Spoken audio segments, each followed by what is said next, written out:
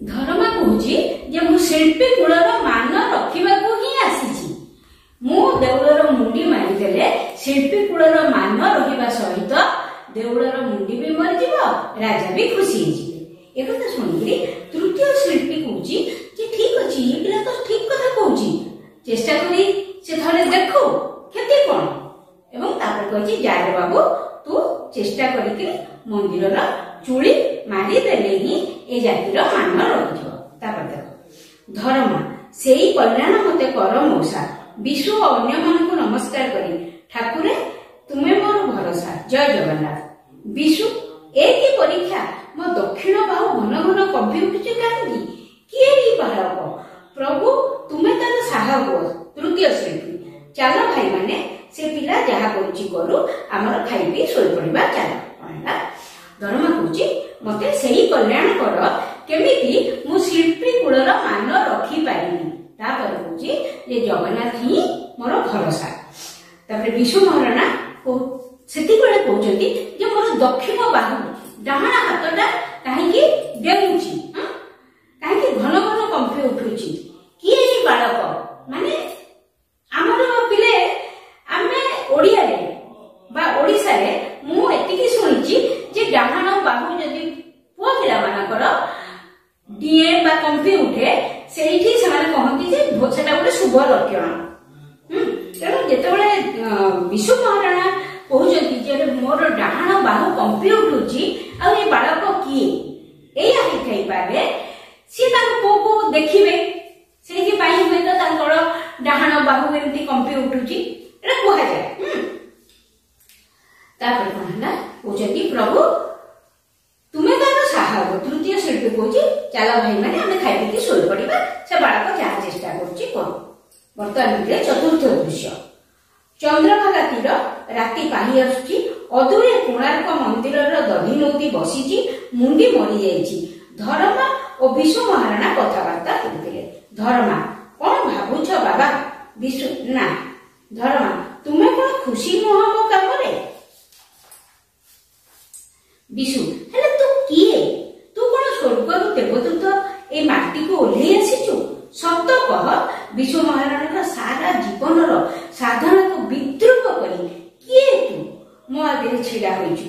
धर्मा को धरी झुंकेई गला पणिची सेठी माने चतुर्थ दृश्य रे देखौची चंद्रभागा कूल राति पाही आसुची, सेतेबेल को देवलर चूड़ी मरी साइछि। एवं धर्मा आ विशु महाराणा कथबार्ता होउचंती। धर्मा कहूची जे तमे कोन भाबुछ बाबा? विशु महाराणा कहूची ना किछि न। तापर धर्मा पचारची तमे कोन मोरे कामरे खुशी न? सेठी विशु महाराणा कहूची तू किए? तोर परिचय कोन? तू कोन देवदूत? स्वर्गर ओल्हेई आसीछु हमकु साहाय्य करिया पई ना मते विद्रूप करिया पई जे मु करि पारिलिनी? शिल्पी कूलर सर्वश्रेष्ठ शिल्पी हेकिरि मु जो काम न करि पारिली तू करिकरी देखाई देली, मते कोन तू विद्रूप करिया को आछछु? तू किए? कहूची ता हाथ को झुंकेई देछि। झुंकेई देछि तबे धर्मा कहूची बापा को गोड़ धरि क्षमा कर बाबा, मु धर्मा आखिरे लुह तुमरी पुआ। सेठी से मानिची बासे सेठी ही कहूची जे बाबा मु होची धर्मा तम पुआ। से तो धर्मा विशु महाराणा को चिन्हि साइछि, किंतु विशु महाराणा से पर्यंत धर्मा को चिन्हि नथिले। काहे चिन्हिले? तां पाखरे प्रमाण कोन? विशु मो पुआ तळु उठाई आदररे, आह कि शांति कि आनंद।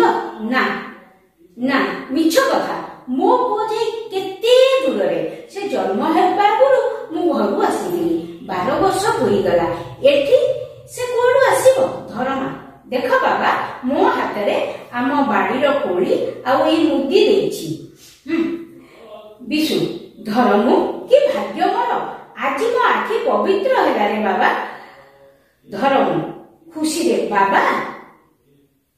विशु हाँ बाबा मोर पुओ बोली तू बापर त्रुटि सुधारी पारिलु, असाध्य को साधन करिलु।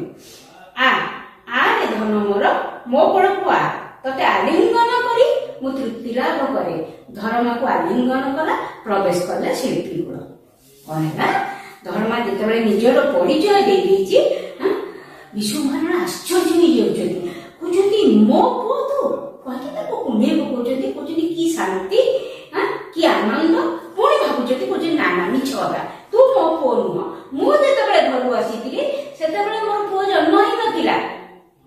ମୁଁ ଆସିବା ପରେ ସେ ଜନ୍ମ ହେଇଛି। ଆ ଭିତରେ 12 ବର୍ଷ ବିତି ଯାଇଛି। ମୁଁ କେମିତି ଜାଣିବି ଯେ ତୁ ମୋ ପୁଅ? ତୁ ମୋ ପୁଅ ନୁହଁ। ତାପରେ ଧର୍ମା ସେଠି ଦେଖେଇଛି, ଦେଖ ବାବା ମୁଁ ଆମ ବାଡିର ବରକୋଳି ଆଣିଛି, ଆଉ ମା ମୋ ହାତରେ ଗୋଟେ ମୁଦି ଦେଇଛି। ତାକୁ ଦେଖିଲା ପରେ ବିଶୁ ମହାରାଣୀଙ୍କର ବିଶ୍ୱାସ ହେଇଛି। କହୁଛନ୍ତି ମୋର କି ଭାଗ୍ୟ, ମୋ ଆଖି ପବିତ୍ର ହେଇଗଲା। ଧର୍ମ ଖୁସିରେ ବାବା ବୋଲି ଡାକିଛି। ବିଶୁ ମହାରାଣା ସେଇଠି ବିଶ୍ୱାସ କରୁଛନ୍ତି ଏବଂ ସେ କହୁଛନ୍ତି ଯେ ପ୍ରକୃତରେ ତୁ ମୋ ପୁଅ ବୋଲିକିରି ହିଁ ମୋର ତ୍ରୁଟିଟାକୁ ସୁଧାରି ପାରିଲୁ। ହିନ୍ଦୀରେ ଗୋଟେ କହାବତ ଅଛି, ବାପ ସେ ବେଟା ଜ୍ୟାଦା है, ଶୁଣିଥିବ ତମେ ସମସ୍ତେ। ତାହେଲେ ଇଏ ବାପାଙ୍କଠୁ ଅଧିକ ନିଶ୍ଚିତ ଭାବରେ, ନହେଲେ ବାପା ଯୋଉ କାମଟା କରିପାରିଲେ ନାହିଁ ସେ କାମଟା କରିକିରି ଦେଖେଇଦେଲା।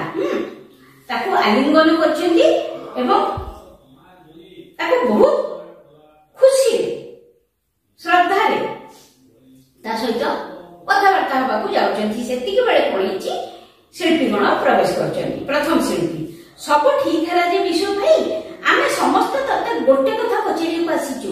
ଶିଳ୍ପୀଗଣ, ମରୁ ପ୍ରଳୟ ହୋଇଯାଉ ତୋଠୁ ଆମେ ଉତ୍ତର ଚାହୁଁ। ଦ୍ୱିତୀୟ ଶିଳ୍ପୀ, ଏ 1200 ବଢେଇରେ ଦାୟ ନା ପୁଅରେ ଦାୟ?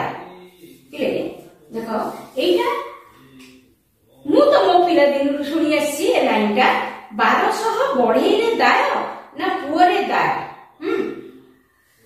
ଦାୟ ମାନେ ପିଲେ କର୍ତ୍ତବ୍ୟ ଭାର। ଏଇଠି ସେମାନେ ତାକୁ ପ୍ରଶ୍ନ କରୁଛନ୍ତି, ତୋର ତ ପୁଅ ପାଇଁ କର୍ତ୍ତବ୍ୟ ଅଛି ନା 1200 ବଢେଇଙ୍କ ପାଇଁ କର୍ତ୍ତବ୍ୟ ଅଛି? ବର୍ତ୍ତମାନ ଶିଳ୍ପୀ କୁଳଙ୍କ ମୁଣ୍ଡରେ ଚଡ଼କ ପଡିଯାଇଛି।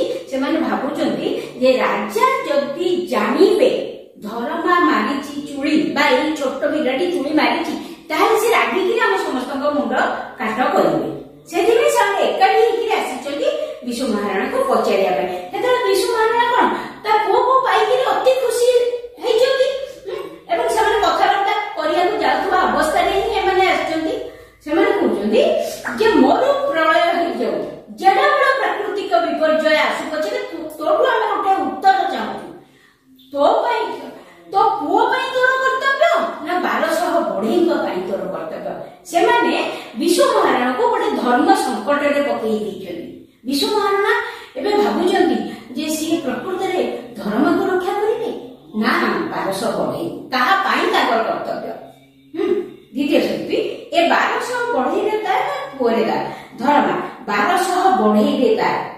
ଏକା ଧର୍ମା ମରିଗଲେ କିଛି କ୍ଷତି ନାହିଁ, ସବୁ ଦିନକୁ ଏ ଶିଳ୍ପୀ କୂଳ ବଞ୍ଚି ରହୁ। ବିଶୁ ଚିତ୍କାର କରି, ନା ନା ତତେ ମୁଁ ଜନ୍ମ ପାଖରୁ ଛାଡ଼ିବିନି। ଦେଖେ କାହାର ଏତେ ଶକ୍ତି ବାପଠୁ ପୁଅକୁ ଛଡେଇ ନବ। ଶିଳ୍ପୀ କଣ, ବିଶୁ ତୁ କଣ ପାଗଳ? ଧର୍ମା, ବାବା ମତେ ପାଦ ଧୂଳି ଦିଅ, ମୋ ଦେଶ ଆଉ ଜାତି ପାଇଁ ମୁଁ ଜୀବନ ଦେବି। ମୋ ମାକୁ କହିବ ବାପର ନାଁ ରଖି ମୁଁ ଚାଲି ଯାଉଛି, ଗର୍ବ କରିବ, କେବେ କାନ୍ଦିବନି। ମୁଁ ସିନା ତାର ଗୋଟିଏ ପୁଅ, ସେ ଆଜି ଆମ କାରିଗର କୁଳର ମା। ବିଦାୟ ବାବା, ବିଦାୟ ଜନ୍ମଭୂମି, ସମୁଦ୍ରରେ ଝାସ ଦବା ଜଗନ୍ନାଥ। ଶୁଣ, ଯେତେବେଳେ ତାଙ୍କୁ ଦ୍ୱିତୀୟ ବଢେଇ କହିଛି ବା ଦ୍ୱିତୀୟ ଶିଳ୍ପୀ ପଚାରିଛି, ତୋର ତୋ ପୁଅ ପାଇଁ କର୍ତ୍ତବ୍ୟ ଅଛି ନା 1200 ବଢେଇଙ୍କ ପାଇଁ ତୋର କର୍ତ୍ତବ୍ୟ ଅଛି? ତୁ କାହା ପାଇଁ ତୋର କର୍ତ୍ତବ୍ୟ ଅଛି ବୋଲି ଭାବୁଛୁ? ସେତିକି ବେଳେ ଧର୍ମା କହିଛି ଯେ 1200 ବଢେଇର ଦାୟ, ମାନେ 1200 ବଢେଇଙ୍କର କର୍ତ୍ତବ୍ୟ ଭାର ମୋ ବାପାଙ୍କ ଉପରେ, ମୋର କର୍ତ୍ତବ୍ୟ ଭାର ମୋ ବାପାଙ୍କ ଉପରେ ନାହିଁ। ଏକା ଧର୍ମା ଯଦି ମରିଯିବ ତାହେଲେ କିଛି ବି କ୍ଷତି ହବନି, କିନ୍ତୁ 1200 ଶିଳ୍ପୀ ଯଦି ମରିଯିବେ ଏ ଜାତିର, ଏ ରାଜ୍ୟର କେଡ଼େ ବଡ କ୍ଷତି ହେଇଯିବ। ସବୁଦିନକୁ ଶିଳ୍ପୀ କୂଳ ବଞ୍ଚି ରହୁ, ଧର୍ମା ପଛେ ମରିଯାଉ ବୋଲିକି ଧର୍ମା କହିଛି। ବିଶୁ ସେଠି ଗୋଟେ ବାପା ଯାହା ଯିଏକି ପୁଅଟିକୁ ଜନ୍ମ ବେଳେ ବି ଦେଖିନି, 12 ବର୍ଷ ପରେ ଦେଖୁଛି, ଏମିତି ଗୋଟେ ଅବସ୍ଥାରେ ସେ ପୁଣି ତା ପୁଅକୁ ମରିବାକୁ ଛାଡି ଦେଇ ପାରିବ କି? କୌଣସି ବାପା ଛାଡିଦବ କି? ସେ କହୁଛି ନା, ତତେ ମୁଁ ଛାଡିବିନି, ଦୁନିଆର ଯେ କୌଣସି ଶକ୍ତି ଆସୁ ମୋଠୁ ତତେ ଅଲଗା କରିପାରିବେ ନାହିଁ। ଶିଳ୍ପୀ ଗଣ କହୁଛନ୍ତି ବିଶୁ କଣ ପାଗଳ ହେଇଗଲୁ? ଆରେ ତୁ ଜଣକୁ ଛାଡିବୁନି, ଅଥଚ ଏପଟେ 1200 ଶିଳ୍ପୀ ମରିଯିବେ। ସେତିକିବେଳେ ଧର୍ମା कहूँ बाबा मते पाद धूले दियो मो देश मो जाति मु जीवन देवी मो माँ को कहीदेव केबे कांदीबनी कारण ता पुओ गोटे भल काम करिकिरी जीवन देछि ता पुओ देश जाति समस्त ना रखिकिरी जीवन दउछि से गर्व करिवो कांदीबनी मु सिना तार गोटे पुओ मरजिबे किंतु से वर्तमान आम शिल्पी कूलर मां नहीं गला सेठी कोन करछि बाबार पाद धूली देकिरी से मंदिर चूड़ी उपरु समुद्र को झास देछि इले गोपटा एठी ही सरीगला ठीक अछि एबे हमें प्रश्न उत्तर आलोचना करबा देखो निर्दिष्ट उत्तर मूलक कोणार्क एकांकिकारे केउ प्रसंग नाट्यायित होईछि कोणार्क मंदिर दधी नौती बसिबा प्रसंग नाट्यायित होईछि नरसिंह देव केउठी उदित सूर्य को नमस्कार कले नरसिंह देव चंद्रभागा तीर रे उदित सूर्य को नमस्कार कले धर्मा मां केते दिन पूजा करी धर्मा को पाइछंती बोली कहिले धर्मा मां लक्षे दिन पूजा करी धर्मा को पाइछंती बोली कहिले 4 नंबर छामु सौंदर्य पूजारी एहा कहार उक्ति छामु सौंदर्य पूजारी एहा सिद्धि छात्रांकर उक्ति 5 नंबर शुभ प्रभात रे राजांकर केउ कथा मने पड़ला मां को शेष इच्छा पूर्ण कथा राजांकर शुभ प्रभात रे मने पड़ला छाया महादेवी किए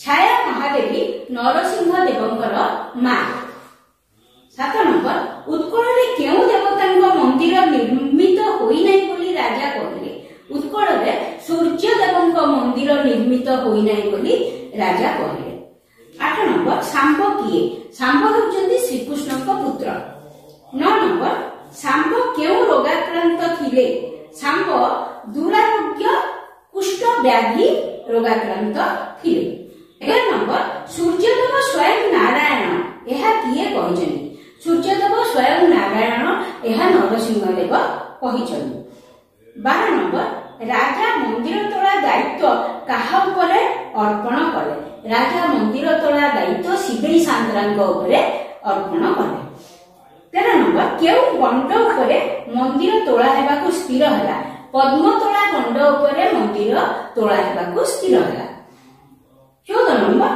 धर्मार बापा किए विष्णु महाराणा धर्मार बापा 15 नंबर धर्मा बापा केते वर्ष हला घरु जाइछन्ती धर्मार बापा 12 वर्ष हला घरु जाइछन्ती 16 नंबर चंद्रभागाटी महाराजा देउळ तोळाउछन्ती एहा किए कहिछि चंद्रभागाटी महाराजा देउळ तोळाउछन्ती एहा आगंतुकटी कहिछि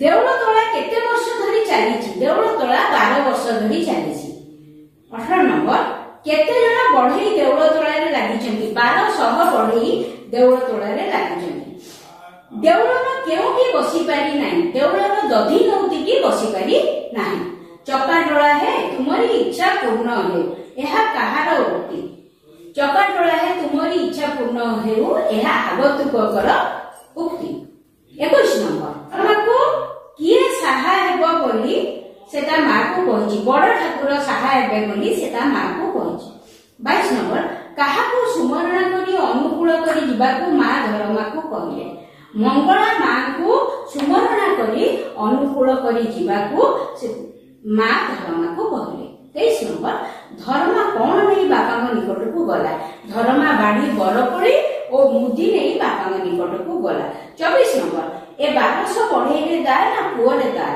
एहा कहार उक्ति एहा द्वितीय शिल्पीर उक्ति 25 नंबर धर्मा शेष रे केउठी झास देछि धर्मा शेष रे समुद्र रे झास देछि पिला माने ए विषयटी इर आलोचना एवं प्रश्न उत्तर आज संपूर्ण सरीगला पुणी थर तब सहित आ गोटे नुआ विषय पढ़िला बेले देखा रहिबी।